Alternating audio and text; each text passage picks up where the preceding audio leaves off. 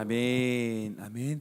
네, 오늘 말씀 가지고 잠자는 자들의 첫 열매란 제목으로 말씀의 은혜를 나누기 원합니다. 우린 계속해서 고린도전서 말씀으로 은혜를 나누고 있습니다. 오늘 나누고 있는 이 고린도전서 15장은 부활장이라고 불리죠. 지난주에 이 부활장 앞부분을 나누면서 우리가 가진 그 부활 신앙이 있어서 중요한 핵심에 대하여 말씀을 나눴습니다. 부활이 있을 때에 우리는 손해볼 수 있고 양보할 수 있다는 거죠. 그리고 어떤 환경에서든 소망을 가질 수 있다는 겁니다. 그런데 그 부활 신앙에 있어서 주의해야 될 게 있어요. 바로 그 부활 신앙이 자칫 기독교 우월주의라고 하는 함정에 빠지면 안 된다는 겁니다. 기독교가 소망이 맞죠? 예, 맞습니다. 저는 그렇게 믿습니다. 근데 그 소망이 나에게 소망이 된다고 다른 모든 사람에게 그 소망을 강요할 수는 없는 거죠. 예수님이 길이시기에 그 길이 옳다고 믿지만 그 길을 강제로 다른 사람을 끌고 갈 수는 없는 거예요. 우리가 전하는 건요, 오직 하나님의 은혜밖에 없습니다. 바로 나의 나 된 것은 하나님의 은혜입니다. 그것을 전하고 그것을 보며 다른 사람들이 그 소망과 그 길을 가게끔 만들어주는 것, 여러분, 그게 성숙된 성도의 모습이란 거죠. 저는 우리의 모든 성도님들이 그 부활 신앙을 가지고 하나님의 은혜를 전하는 귀한 성도 되시길 주님의 이름으로 축원합니다. 아멘, 아멘. 그렇다면 오늘은 그 부활의 신앙, 그 하나님의 은혜를 전지로 하는 그 부활의 신앙에 있어서 부활이 얼마나 소중한지를 함께 나누기를 원합니다. 오늘 본문을 보면 부활이 없다고 하는 사람들이 있다는 거예요. 사도 바울이 그 고린도 교회에 그 부활이 없다고 말하는 사람들과 신학적인 논쟁을 하고 있습니다. 우리 12절 말씀 볼까요? 같이 읽겠습니다. 시작. 그리스도께서 죽은 자 가운데서 다시 살아나셨다 전파되었거늘 너희 중에서 어떤 사람들은 어찌하여 죽은 자 가운데서 부활이 없다 하느냐. 아멘. 여기서 부활이 없다 말하는 어떤 사람들이라고 표현되어 있는데요, 이 사람들은요, 교회 밖에 있는 사람들을 얘기한 게 아니에요. 그 부활과 같이 교회 안에 있는 성도들입니다. 그리스도인들이에요. 근데 그 성도들이 고린도 교회 성도들에게 부활이 없다는 것을 가르치는 그런 지도자들이 있었다는 거예요. 명확히 이제 이게 누구다라고 명시할 수는 없습니다. 근데 대부분 신학자들이 이 자들을 당시의 이단이었던 영지주의자들이라고 뜻한다고 생각하고 있습니다. 이 영지주의에 대해서 제가 이 새벽에 다 말씀드리기는 없지만, 한마디로 이 사람들이 영지주의가 가지고 있는 그 이론을 정의하면 영과 육이라고 하는 것의 이원론입니다. 영과 육을 구분하는 거예요. 즉 영과 육을 구분해서 영은 거룩하고 육은 속되다, 이렇게 단정 짓는 거예요. 그래서 이 영지주의자들이 이제 영으로 구원받는 것을 중요하게 생각하고 육으로서의 하는 것은 아무런 가치가 없다는 것으로 생각하다 보니 극단적으로 어떻게 하는지 아세요? 내가 구원을 받아서 영으로 구원을 받으면 육신으로 어떤 죄를 지어도 상관없다는 거예요. 그렇게 돼버려요. 그리고 영지주의자들은 영으로 거듭난 사람으로서 그 영이 그러니까 영원히 사는 거지, 육신의 부활, 그 부활이라는 것을 믿지 않는 거죠. 당연하죠. 육신이란 것 자체가 속되고 나쁜 거니까 이 육신이 부활한다, 이건 믿지 않는 거죠. 이걸 구분하는 겁니다. 이 초대교회는 이후에, 사도 바울 이후에 이 영지주의를 이단으로 교정하고 이 기독교의 근본 사상을 위태롭게 하는 것으로 여겼습니다. 그래서 초대교회는 그 영지주의와 끊임없이 투쟁하고 싸웠어요. 그 증거가 바로 우리가 한 번씩 고백하는 사도신경입니다. 교회가 가진 그 근본적인 신앙을 규정하는 것이 사도신경인데, 그 사도신경을 보면 예수님 어떻게 고백하고 있어요? 동정녀 마리아에게서 나셨다고 얘기하는 거예요. 하늘에서 툭 떨어지는 게 아니라, 영으로서 툭 떨어지는 게 아니라 마리아라고 하는 한 여인의 몸을 통하여 이 땅에 오셨다는 거예요. 그리고 몸의 부활을 믿는다라고 고백하고 있습니다. 즉 영과 육이라는 것을 구분하는 것이 아니라 그 영으로서, 영의 거듭난 자로서 육으로서의 거룩한 삶을 살아야 된다는 것을 신앙의 기초로 두고 있다는 거예요.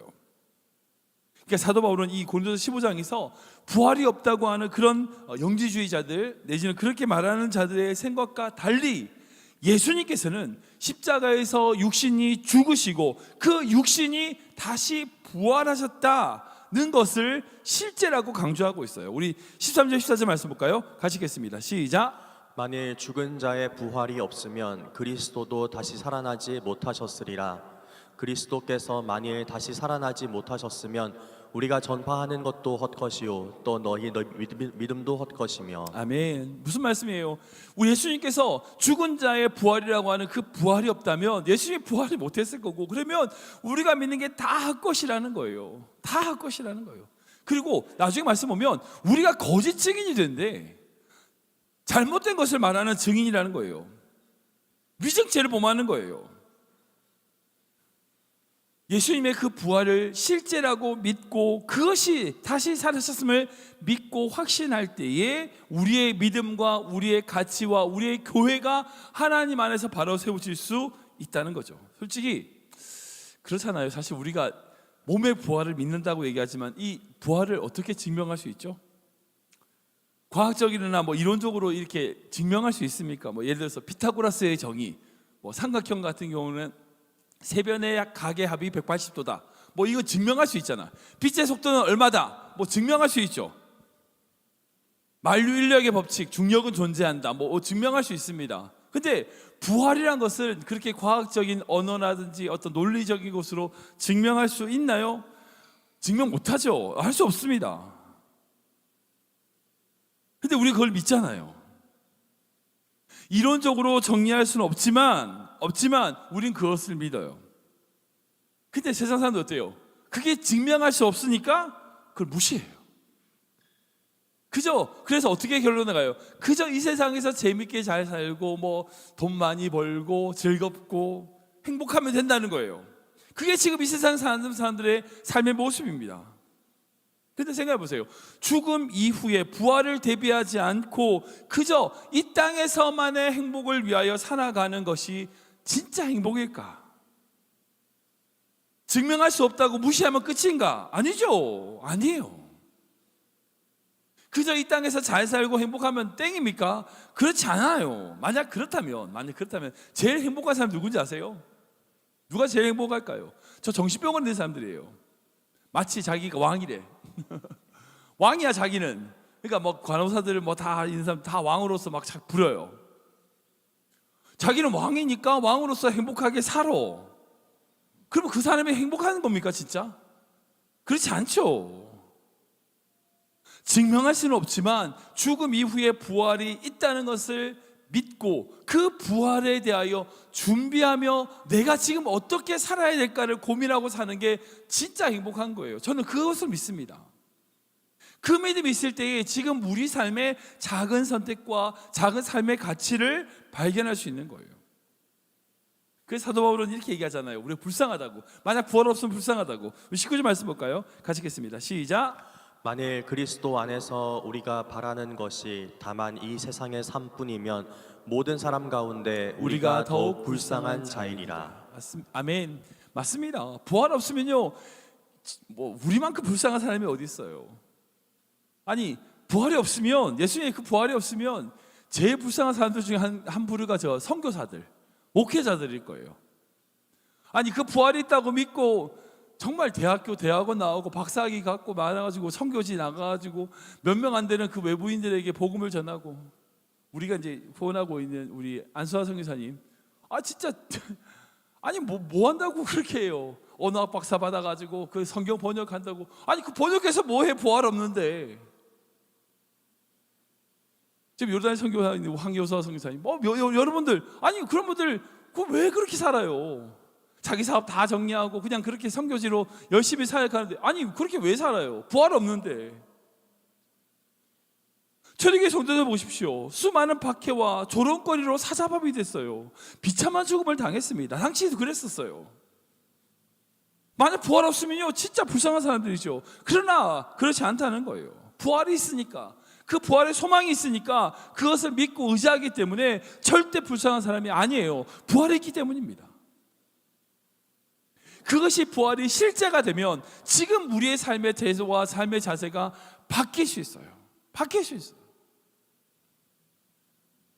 그런 믿음으로 사도 바울은 마지막으로 이렇게 선언합니다. 우리 20절 말씀 볼까요? 같이 읽겠습니다. 시작. 그러나 이제 그리스도께서 죽은 자 가운데서 다시 살아나사 잠자는 자들의 첫 열매가 되셨도다. 아멘. 여기서 말하는 첫 열매라고 번역된 헬라어는요, 아파르케라는 단어인데 이거는요, first fruit, 첫 번째 열매라고 영어로 번역하고 있어요. 유대인들이 농사를 지었을 때 소출을 내는 첫 번째 열매를 어떻게 해요? 하나님께 드리죠. 하나님께 바칩니다. 그 첫 번째 소출, 그 첫 번째 열매가 바로 아파르케예요. 근데 이 아파르케라는 단어는요, 헬라어 아르케라는 단어를 조합했는데 이게 처음이라는 뜻인데, 이 아르케는요, 태초에 말씀이 계시니라 해서 그 태초가 바로 아르케예요. 즉, 이 예수 그리스도가 첫 열매라는 것은요, 그 예수 그리스도를 통하여 그 태초에 시작되는 그 시작의 창조로서 존재하신다는 거예요. 예수 그리스도께서 우리 삶의 모든 것의 첫 번째가 되시는 거예요. 그냥 단순하게 첫 열매 그 개념이 아니라 그분을 통하여 우리의 삶의 모든 것의 가치가 이어진다는 거예요. 특별히 여기 보면 잠자는 자들의 첫 열매라고 말씀하셨어요. 이 잠자는 자들은요, 그 사도신경에서 우리가 아까 얘기했던 사도신경에서 말하는 죽은 자들을 가리킵니다. 사도 바울은요, 그 죽은 자들을 다시 죽었다라고 표현하지 않고요, 잠자는 자라고 비유하고 있어요. 즉 예수 그리스도의 부활이 있기에 그 부활하는 시점에는 그렇게 죽은 자들이 다 잠자다가 깬 것처럼 다 일어날 거란 거예요.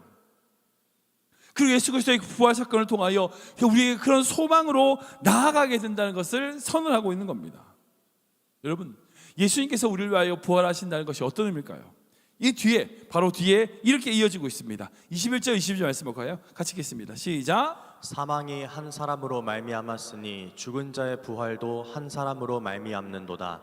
아담 안에서 모든 사람이 죽은 것 같이 그리스도 안에서 모든 사람이 삶을 얻으리라. 아멘.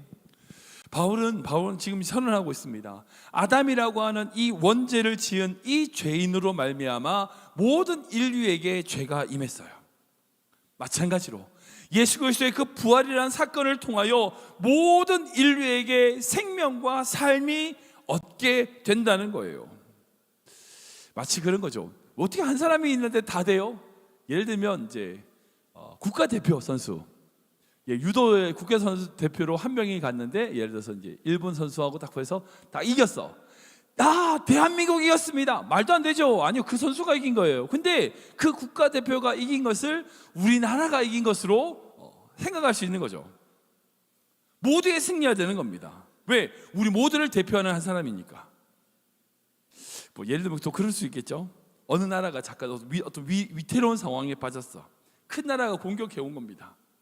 모든 사람이 다 전멸할 수 있어요. 그때 한 사신이 전령이라고 하나, 어쨌든 어떤 대사가 그 적국으로 가서 협상을 해요. 그 큰 나라의 왕을 설득해가지고 그 설득이 먹혀서 결국 전쟁이 끝났다. 전쟁이 그 모든 그 작은 마을에 있는 모든 사람들이 죽음을 면했다라고 한다면, 그 한 사람은 그 모든 마을을 대표하는 한 사람으로서 그 마을의 생명을 살린 거죠.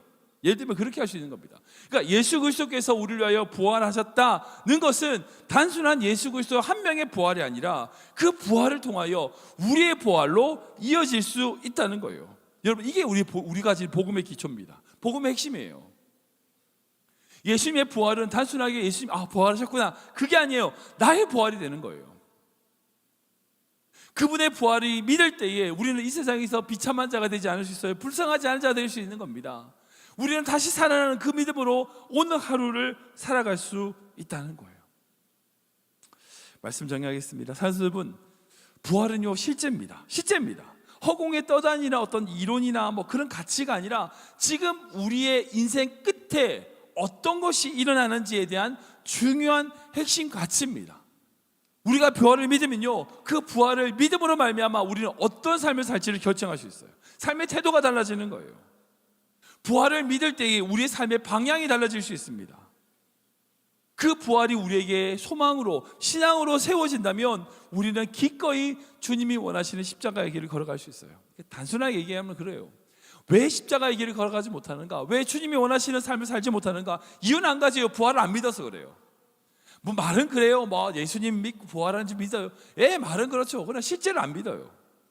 그저 자기 앞에 있는 이익과 자기 앞에 있는 유익만을 믿는 거예요. 그게 직분이 장로가 됐든 목사가 됐든 상관없어요. 부활을 믿어야, 정말 부활을 믿어야 그 부활을 믿는 믿음 속에서 오늘의 삶을 살 수 있는 겁니다. 가짜 그리스도인들 얼마나 많아요. 아까 얘기했잖아요.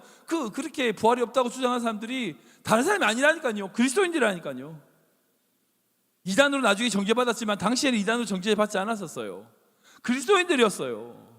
근데 부활을 안 믿어요. 지금도 마찬가지입니다. 이 약한 세대가 점점 더 악해지는 이유는 다른 게 아니에요. 그리스도인들이 부활을 믿지 않아요. 영원한 생명을 믿지 않습니다. 우리가 그걸 믿어야 돼요. 그걸 믿을 때에 우리 삶을 인도하시는 하나님의 그 은혜를 찬양하며 오늘 하루 십자가의 길을 걸어가는 줄 믿으시기 바랍니다. 저는 우리 모든 성도님들이 이 부활 신앙을 가지고 불쌍한 자리에 가는 것이 아니라 예수 그리스도의 그 부활 생명으로 하루하루 승리하는 귀한 성도 되시길 주님의 이름으로 축원합니다.